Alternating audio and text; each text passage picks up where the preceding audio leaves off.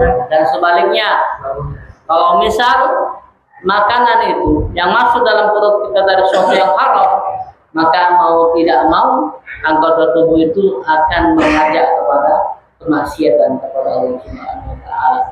Jadi kalau pengen kita tahu apa yang kita makan dari yang halal, apa yang haram, ini anggota tubuh kita. Apakah sering bermaksiat, apakah sering taat kepada Allah Subhanahu wa taala. Untuk sebagai contoh. Ya. Harapan kita itulah tadi, semoga kita semua di sini yang diberikan nikmat Allah Subhanahu wa taala kita gunakan dengan sebaik-baiknya dan kita gunakan untuk kembali taat kepada Allah Subhanahu wa taala. Amin ya rabbal alamin. Kemudian tak lupa selalu kita bersalawat kepada Rasulullah sallallahu alaihi wasallam, juga kepada para keluarganya, juga kepada para pengingat hingga akhir zaman.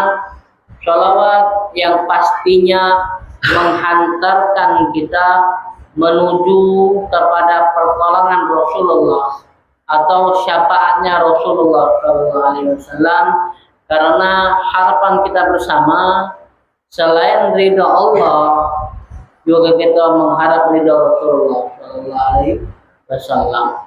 Maka kalau pengen dapatkan pertolongan Rasulullah, kita juga harus berusaha bagaimana caranya untuk supaya kita ini mendapatkan syafaat Rasulullah. Bukan cuma pengen dapat syafaat, tapi jaga usaha. Ini yang payah. Pengen alam apa ya? Pokoknya dia dapat syafaat Rasulullah, tapi jaga usaha. Mana bisa? Segala sesuatu itu harus diusahakan. Pengen hidup lemah, usaha. Dunia pengen hidup lemah kan harus usaha dulu. Kalau ada usaha, mana hidup lemak di dunia, apalagi di akhirat. Di dunia ini kan kita tempat untuk mencarikan akhirat. Maka nak bergebuk dulu, kan lama-lama baik. Ibadah nak bergebukan dulu, baru lemak akhirat lagi kalau sudah bergebukan. Dunia kan tempat capek, bukan tempat nyantai. Hanya orang-orang yang berpikiran nak lemak baik, dunia ini nyantai, tidak. Kehidupan memang santai, tidak dibawa pening. Kalau kehidupan gitu, kalau kehidupan bawa pening sudah sumpah tulang. Namun masalah ibadah dapat jadi bawa santai. Ibadah tuh harus kita nak berkebukan dulu baru dapat semangat. Begitu pun sholawat, kita nak baca dulu lisan kita banyak sholawat sama Rasulullah, baru baca dikenal sama Rasulullah, baru baca kita dapat syafaat. Kalau nak cuma langsung dapat syafaat beda gagal salawat, mana dikenal Rasulullah, tidak dikenal. Kalau sudah ada dikenal, mana kita mendapat syafaat, kan macam itu pemahaman kita. Jadi insya Allah dengan salawat kita yang banyak kepada Rasulullah, kelak nantinya kita mendapatkan syafaat Rasulullah, dan dengan syafaat tersebut kita akan bisa masuk ke surganya Allah Subhanahu wa taala berkat Nabi Muhammad sallallahu alaihi wasallam. Amin ya rabbal alamin. Ma'asyiral hadirin yang dirahmati Allah Subhanahu wa taala, pada malam hari ini kita akan melanjutkan pelajaran kita kitab Bidayatul Hidayah yang dikarang oleh seorang ulama besar, yang dikarang oleh Imam Ghazali. Masuklah kita pada pembahasan yang baru, yaitu tentang adabul wudu, adab-adab ketika berwudu. Mengapa disuruh beradab ketika berwudu? Bahasa seperti ini. Ketika kita melakukan suatu hal yang baik, pastinya kita baik tersebut kan pengen sempurna. Tidak ada yang namanya kebaikan kan setengah-setengah. Pastinya pengen kebaikan itu adalah hal yang sempurna. Begitu pun berwudu. Berwudu itu kalau pengen sempurna ya pakai adab, tidak dia langsung ngacar-ngacar. Tadi kan ngacar-ngacar nak ngembek aku satu rakaat sama imam, ayo dia wudunya ngacar-ngacar. Tidak seperti itu. Kita diajarkan pakai adab ketika wudu.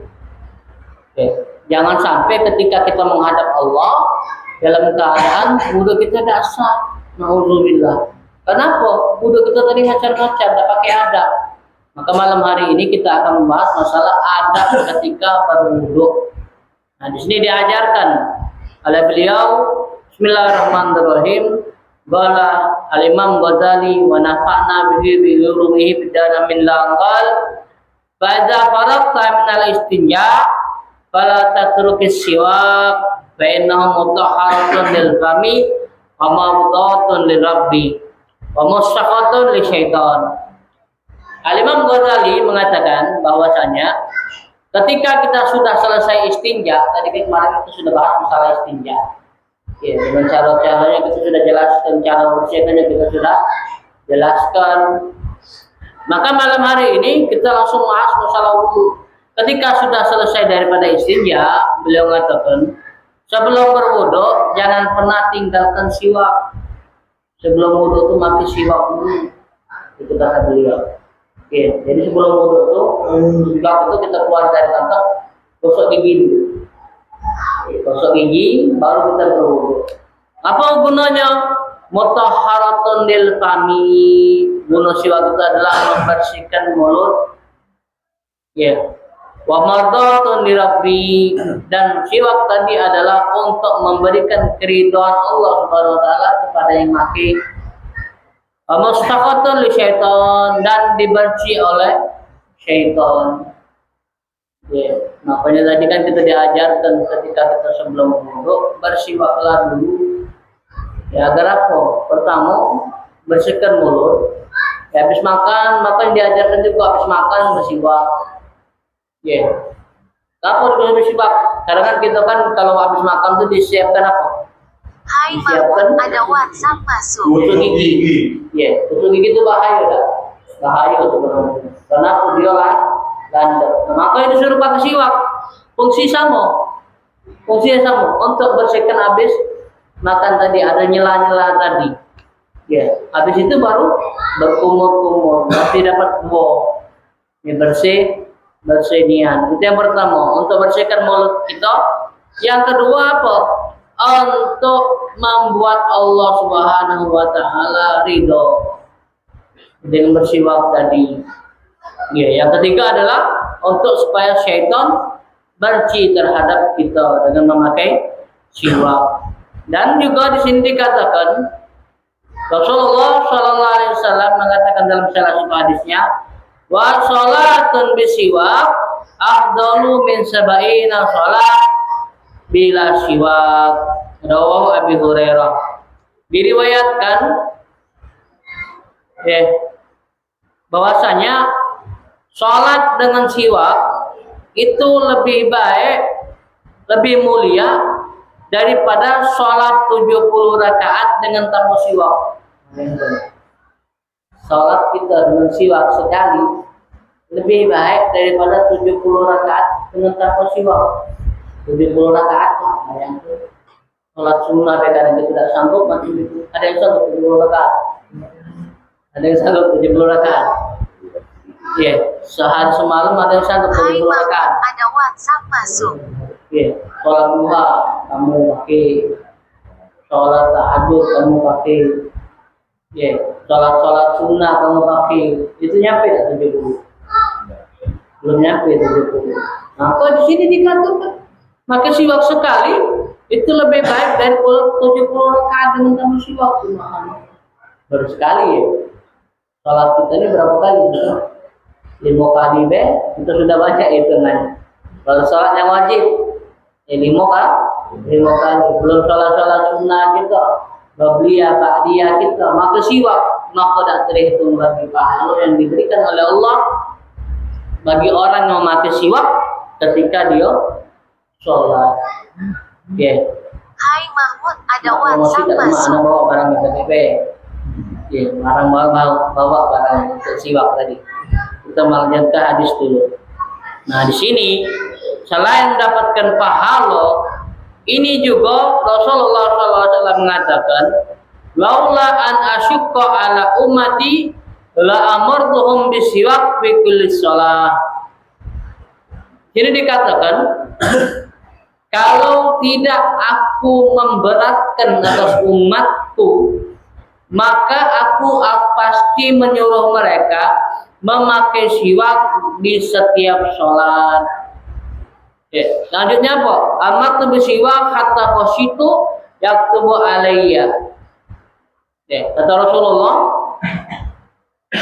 aku disuruh memakai siwak sampai aku takut siwak itu diwajibkan untuk aku.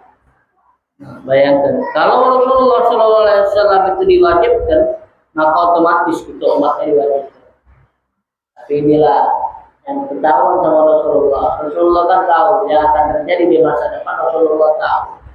Hingga akhirnya apa? Yang namanya siwak itu tidak diwajibkan. Kenapa? Karena banyak umat yang meninggalkan. Ya. Karena banyak umat mengatakan itulah tadi pemahaman sekarang kan pakai apa? Gosok gigi kan sama baik. Beda. Tidak ada sama baik. Ya, jangan kita memodernkan sunnah. Ini kan nak memodernkan. Untuk apa waktu siwak kan sikat gigi aduh beda. Jangan samakan. Ya, yang namanya siwak alatnya kan beda. Ya, siwak itu kan kayu. Kalau sikat gigi plastik. Beda itu sudah. Memang katanya fungsinya sama untuk gosok gigi. Tapi yang dianjurkan sama Rasulullah adalah siwak, bukan sikat gigi. Jadi jangan memodernkan sunnah Rasulullah. Ya, kita mati siwak, ya mati siwak. Ada pahalanya mati siwak. Ya, mati gosok gigi itu apa? Walau bisa kisah kata Rasulullah. Ya, ketika kita sholat itu, kalau misal kamu tidak bawa siwak, boleh pakai baju. Itu cuma kiasan. Ya. Bukan selamanya kita nak pakai baju terus, cuma kiasan baik. Nah, sama kayak gosok gigi tadi. Bukan untuk menggantikan fungsi siwak, bukan. Hanya untuk cuman kiasan baik. Kalau ada kasih siwak, pakai itu sekali-sekali. Bukan untuk dipakai terus. Itu maksudnya, paham? Jadi jangan katakan ada sikat gigi hingga akhirnya kita tidak bersiwak lagi. Tidak. Ya kata bahasan seperti itu tidak kata. Karena kita disuruh pakai siwak, bukan pakai sikat gigi. Ya.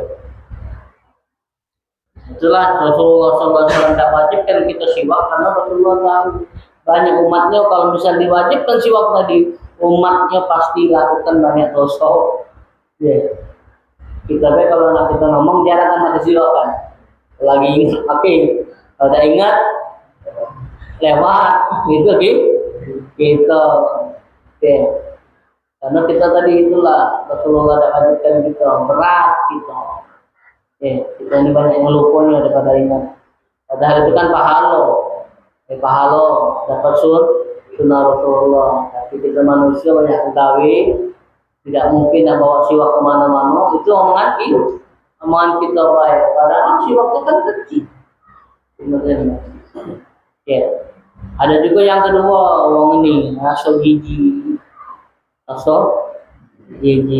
Padahal, ya, kuman-kuman itu kalau kita buka masalah laboratorium kita buka ya. Jadi ini contohnya. Kita buka. Ini pojok daripada siwak ini kalau kita masukkan ke gigi, kuman-kuman itu ngumpul di sini. Kuman-kuman itu ngumpul di sini. Dan dia selamanya tidak ngumpul di sini, dia pindah ke bawah. Oke. Dia pindah ke bawah. Dan juga di sini dianjurkan pakai siwak itu bukan selamanya kamu udah tetap. Karena memang sebulan, 2 bulan, atau setahun baru tetap. Tidak. Itu diajarkan. Paling lambat sebulan lah. Tetap. Sebulan lagi tetap lagi. Sebulan lagi tetap lagi. Biar apa? Biar kuman dalam mulut itu hilang. Itu maksudnya. Nah, sudah juga kita bahas masalah siwak sedikit. Siwak itu kan makinya macam ini. Nah, panjang terserah kamu. Yang penting kamu megangnya macam ini. Batas siwak itu cuma ini. Nah. Oke, batas siwak itu cuma 4 tangan. Oke, 4 jari bukan 4 tangan. 4 jari, batas siwak. Di bawah ini tidak sunnah lagi makin. Oke, jangan kita sangko. Ini kan siwak sunnah. Oke, sunnah tuh kalau dia kepucuk daripada 4 jari. Kalau di bawah ini sudah tidak bagus lagi makin. Oke, ya harus paham. Masalah siwak harus paham. Jangan sampai kita salah. Jadi pakai siwak tadi kayak itu contohnya. Ya, sebelum wudhu dipakai dulu. Ya, sebelum sholat dipakai. Ya, kalau kita nak bahas siwak, waktunya itu ada 20, tinggal berapa menit lagi nih Isya. Ya, bahas siwak baik ini nggak cukup sebenarnya. Panjang kita kalau membahas siwak. Ya, pembahasan siwak ini panjang. Fungsi siwak kita belum tahu, faedah siwak kita belum tahu. Banyak fungsi siwak ini. Ya, pertama yang tadi sudah kita sebutkan, mardotun lirabbi, membawa ridhonya Allah atau membuat Allah Subhanahu wa taala ridho. Yang kedua, membuat fasih bacaan kita. Nah, di sini yang belum fasih, ya, diajarkan kami kalau kamu nak fasih, sebelum baca tuh macam ini. Krok. Ya, ini bukan main-main, tidak main-main. Memang fungsi siok tuh macam itu. Ini krok, lama-lama. Lidah ini krok. Biar fasih. Itu fungsi siwak. Dan banyak yang sudah membuktikannya. Dia pakai siwak, lagi nak baca dia pakai siwak dulu. Lama-lama faedah daripada siwak tadi membuat dia fasih dalam membaca. Ya. Yang ketiga apa lagi? Faedah siwak ini memperpanjang umur. Oke. Yang terakhir apa yang kita harapkan faedah siwak ini adalah memudahkan nyawa dicabut. Itu kita harapkan kita. Memudahkan nyawa dicabut. Atau waktu kita syakar kalau mau. Di mana kita dapat tahu bahwa siwak ini memudahkan orang untuk syakaratul maut? Ada kejadian dan nyata kejadian ini. Jadi pernah seorang ulama besar, ketika beliau sebelum tidur pasti tidak pernah lupa yang namanya siwak. Pokoknya sunnah juga bangun tidur bersiwak, nak tidur bersiwak, disunahkan galau. Ya, jadi beliau ini sebelum tidur pasti lakukan yang namanya siwak. Tidak bakalan lupa sebelum tidur siwak. Nah, pada waktu itu kejadian, ya, si anaknya ini lupa nyiapkan siwak. Nah, pada waktu itu beliau ini merasa tidak lama lagi nyawanya nak dicabut sama Allah Subhanahu wa taala. Manggil anaknya untuk segera nyiapkan yang namanya siwak. Jadi ketika beliau nanaza, siwak itu langsung dimacam itu, dicabut nyawanya oleh Allah Subhanahu wa taala. Ini membuktikan bahwasanya siwak ini memang salah satu fungsinya adalah memudahkan orang sakaratul maut. Ya, bahamullah. Banyak faedah siwak. Ya, menambahkan pahala dalam sholat. Ya, cuma ini rasanya ya, tidak payah-payah. Beli cuma berapa, di pahala kita sudah banyak. Ya, kadang itulah, jangan ada yang namanya jijik tinggalkan. Ya, kita cari sekarang pahala. Nengok bentuknya mungkin jijik ya, kayu, mulut, bangkulan jigong, ya kumpulan kayak gigi masuk ke kantong. Nengoknya jorok, tapi kita bukan mandang ke situ. Kita mandang faedah yang diberikan siwak kepada kita. Kita mandang ke situ. Kalau nak ngomong gigi, emang gigi kan juga kumpulan kotoran masuk ke kantong, kita pakai lagi. Tapi fungsi yang kita harapkan dari siwak ini membawakan pahala sama kita. Sedangkan Sayyidina Ali karamallahu wajhah itu beliau cemburu sama siwak. Mau cemburu sama siwak. Ya ngaku macam itu karena hanya siwak yang berani nyenggol bibirnya Sayyidina Fatimah. Ya, cuma siwak yang berani nyenggol bibir Sayyidina Fatimah. Ya, makanya ada syair di situ. Bahan siwak, kalau misalnya kau ini Pak Edok baik, aku patek ngajak kau kelahi, aku berkelahi sama kau. Jadi karena apa? Karena hanya kau yang berani nyenggol bibir istriku. Karena Sayyidina Fatimah kehidupannya selalu menilai Rasulullah. Ya, maka siwak ini kemana-mana. Nah, kita ya bisa mengikuti Rasulullah kemana-mana maka siwak, tidak apa-apa. Ya, paling tidak jangan tinggalkan siwak. Kalau tapi mau bisa 5 waktu tidak apa-apa. Yang penting jangan ada sikap waktu pakai siwak, maksudnya macam gitu lah. Ya, sekarang kita kan ada 3 waktu nih, maghrib, isya, subuh. Kalau zuhur sama asar kan ketika di luar, kan mungkin tidak bisa. Hai Mungkin Mahmud, apa? ada Mungkin WhatsApp kalau bisa masuk. melakukan itu ya, sholat zuhur sama asar keluar siwak udah. Nah, 3 itu ini jangan tinggal. Maghrib, isya, subuh, pakai siwak ini. Kita ngombe pahalanya. Gitu. Hitung baik, maghrib, habis sholat maghrib, sholat sunnah, lawo. 70 kali 2 sudah dapat isya 3. Ya. Qabla isya kamu ba'da isya. Ialah 3. Terus subuh 2. Sebelum subuh kita lakukan ibadah subuh, lakukan ibadah banyak sebenarnya. 3 waktu ini sudah banyak pahala kita dengan kita mati siwak Allah. Ya. Terus balik lagi kepada pembahasan masalah wudhu. Sudah kita pakai siwak, usahakan ketika kita wudhu itu kita menghadap kiblat. Usahakan di wudhu kita tadi menghadap kiblat. Terus ala maudhi'il murtafi kaila yusibaka rasyash. Nah, usahakan kalau kalian wudhu itu di tempat yang agak tinggi. Kenapa?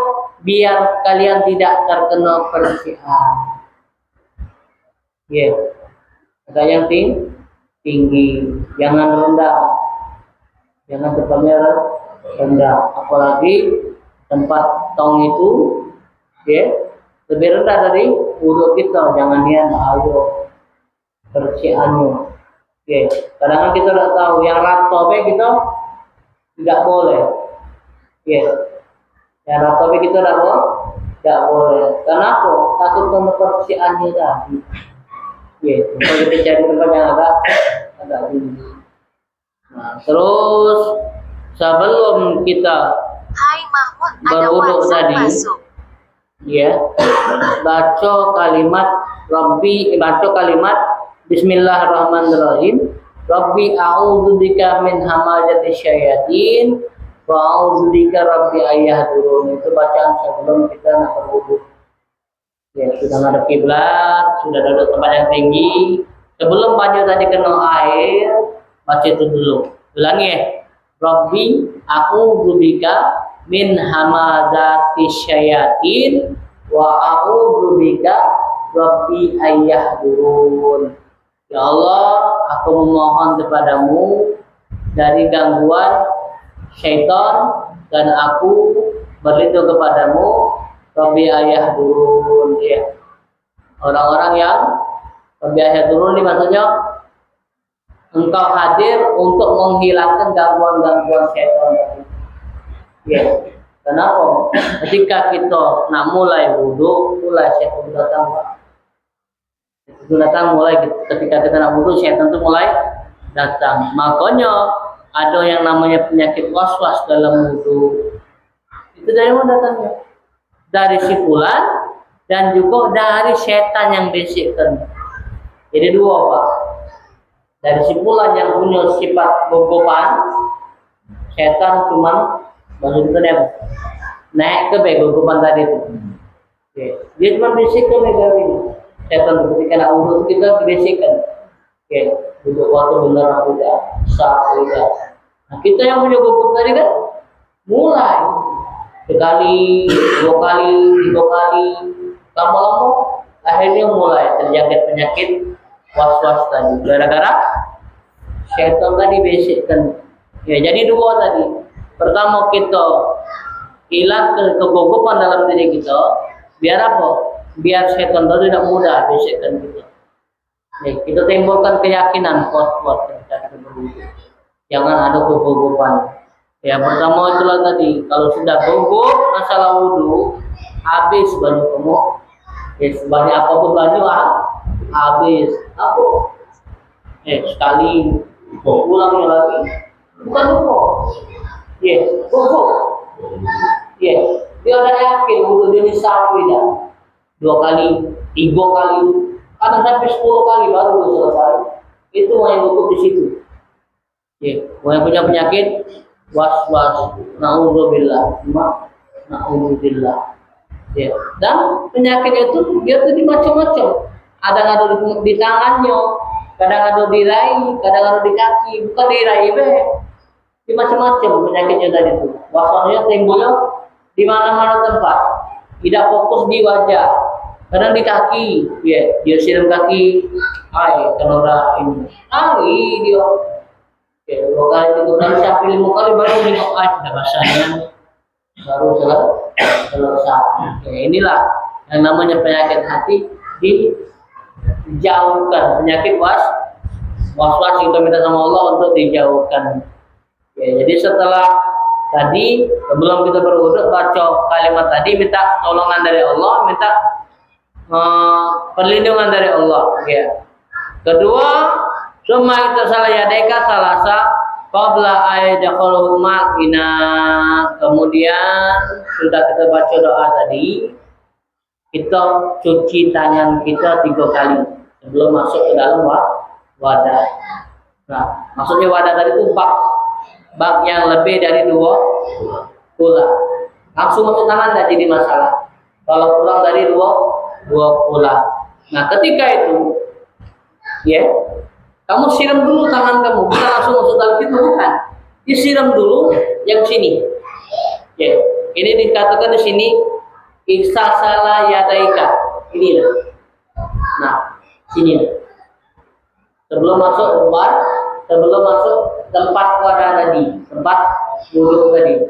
Sini dulu basahin tangan sampai sini. Nah, telah jelas. Tapi pergelangan tangan sebanyak 3 kali.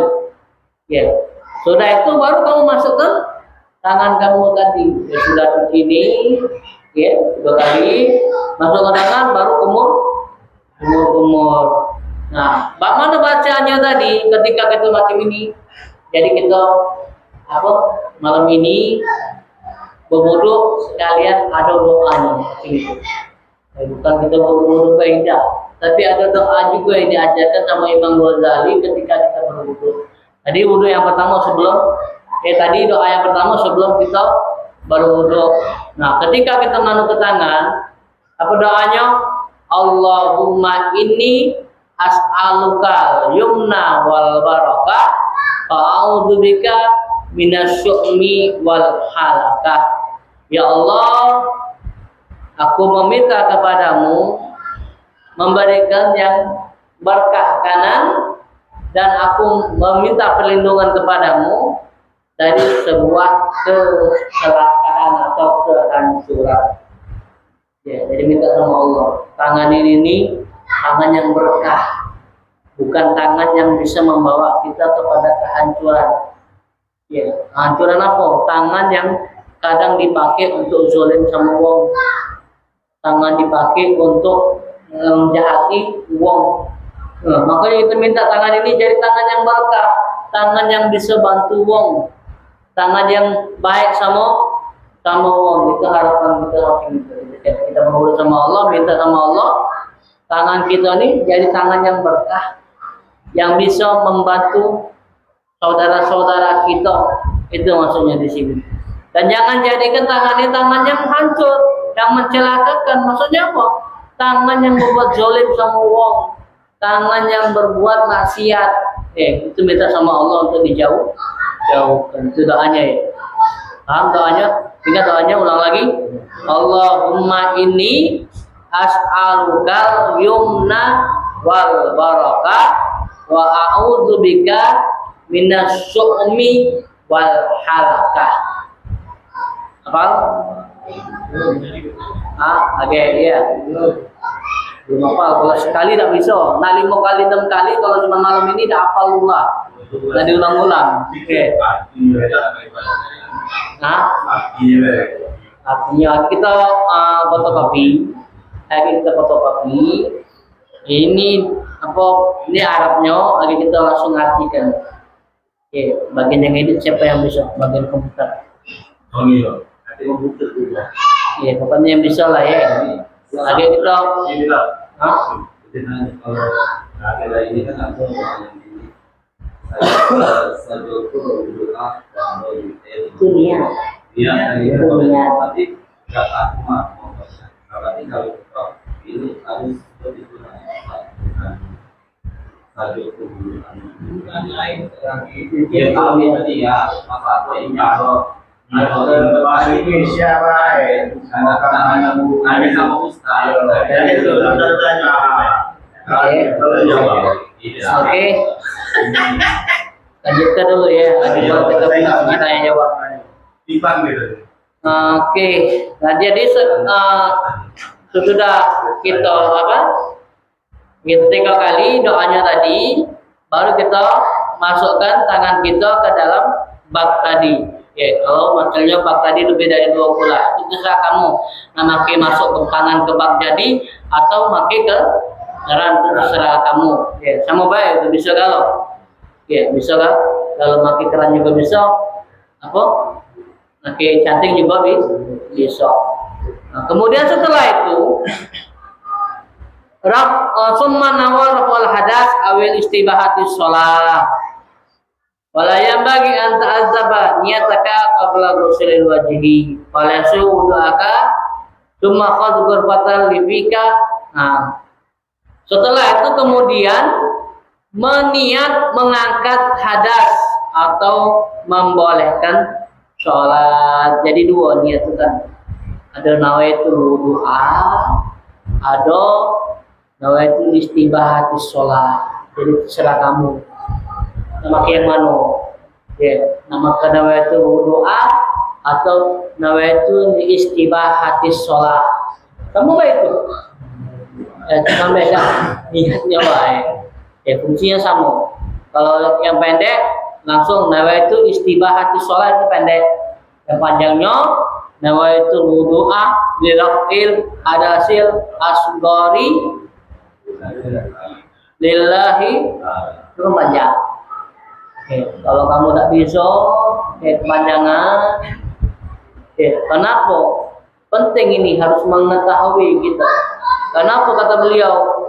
Maka diharuskan ketika niat kamu itu jangan sampai putus ketika dalam keadaan kamu membasuh muka. Maksudnya apa? Terputus tengah jalan. Atau kamu salah niatnya. Maksudnya salah niatnya apa? Kamu niat dulu baru cuci wajah, atau cuci wajah dulu baru niat, atau udah selesai ketika baju ngalir, baju sudah selesai ngalir, kamu belum selesai niat. Nah macam itu maksudnya karena kepanjangan tadi. Maka kamu cari yang ringkas niatnya tadi. Kalau tidak bisa yang panjang atau dalam arti kata tidak bisa menepatkan janji, menepatkan niat dengan benar. Dari yang pendek, pendeknya itu tadi, nawaitu istibahati sholat. Ya. Kan ini kan apa? Boleh ke bahasa Indonesia lebih repot lagi. Bahasa Arab panjang, nah bahasa Indonesia lebih panjang lagi. Ya, tidak bisa Arab Ustaz. Ya, bisa bahasa Indonesia. Cobalah kamu. Ya, cobalah kamu kalau niat lagi masuk Indonesia ribet. Panjang niat, kita ngerti ke ben, nawaitu, aku berniat. Raful hadas, mengangkat hadas kecil karena Allah Ta'ala. Panjang enggak? Iya. Yeah. Itu panjang. Maka cari yang pendek. Nawaitu istibahati sholat. Ya, artinya apa nawaitu istibahati sholat? Aku berniat untuk memperbolehkan sholat. Itu loh. Pendek, cari yang pendek, Yang penting niat itu sampai, ya. Nah, karena beliau tadi ngomong, kalau kamu niatnya tadi tidak sampai sama dengan dalam hati berwudu tadi, maka ditakutkan wudu kamu tidak sah. Itu yang ditakutkan. Wala yasih wudu aka, maka tidaklah sah wudu engkau, kata Imam Ghazali. Itulah tadi. Niatnya tidak berbarengan dengan perbuatan tadi. Tidak sah wudu kita, hati-hati. Maka carilah yang ringkas. Niat tadi ketika masuk muka itu carilah yang ringkas. Sudah, biar niat kita sah. Ya. Sudah masalah niat. Karena niat kan berbarengan dengan wajah. Nah, beliau ini Imam Ghazali ini memberikan yang wajib dulu, baru yang masuk sunnah. Akhirnya beliau bahas lagi yang wajib. Nah, sini contohnya kan tadi sudah jelaskan sama beliau niat mengangkat hadas, ya, atau meniat untuk membolehkan sholat. Dijelaskan sama beliau kalau niat kalian tidak barengan dengan wudu tadi, maka tidak sah wudu. Nah, kemudian dilanjutkan lagi sama beliau, summa usbur fatan lifika wa tamtada biha salasa wa balagha fi rada'il ma ila maqal mati ila takuna shaiman fatabarafik. Nah, di sini kata beliau, sudah tadi kita melakukan itu, kemudian ambil banyu, masuk ke mulut, kemudian kumur-kumur 3 kali. Gunanya untuk membersihkan mulut tadi. Kalau ada yang nyangkut keluar dengan kumur-kumur tadi. Dan boleh juga kumur-kumur tadi itu sampai di sini. Ada bunyi juga tidak apa-apa. Sinkron. Sampai kumur-kumur juga, sampai apa? Sampai ke sini juga tidak apa-apa. Sampai tenggorokan. Ada bunyi tidak apa-apa. Tapi ada tapinya. Kecuali di waktu puasa, jangan. Ke beliau, takut ngapo? Takut kamu kesengajaan aja. Omongannya tidak sengaja, Ustaz. Omongannya tidak sengaja. Lemak kalau zuhur beda sengaja. 5 waktu. Astagfirullah. 3 waktu zuhur, asar, 2 waktu lah. Kalau subuh tidak mungkin kan, zuhur asar. Lagi panas-panasnya. Nah, telan.